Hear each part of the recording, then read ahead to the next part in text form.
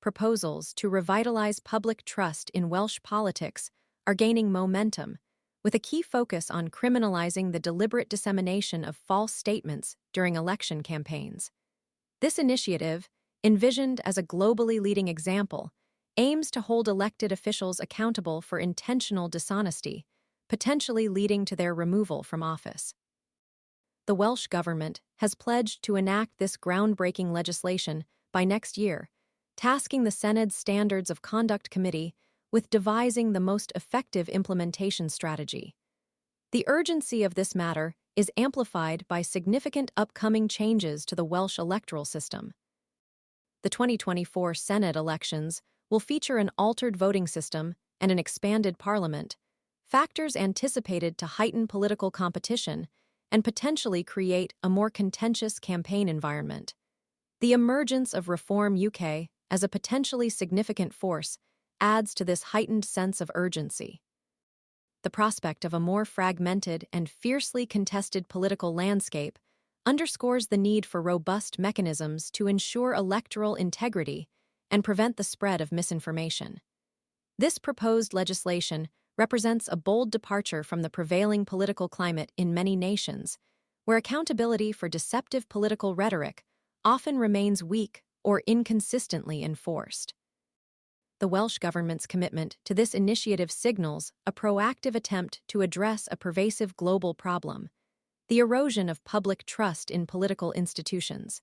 This erosion is fueled by a growing perception that politicians routinely employ misleading statements and outright falsehoods to gain an electoral advantage, undermining democratic processes and fostering cynicism amongst the electorate.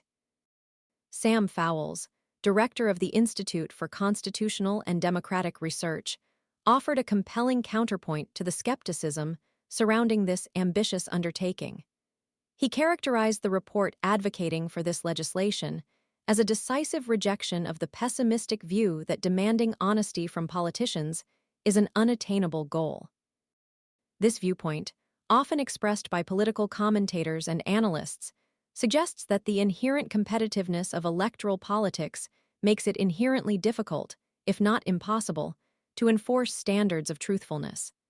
Fowles's statement implicitly challenges this fatalistic perspective, asserting that establishing clear legal consequences for deliberate deception is both feasible and necessary to restore public faith in democratic processes.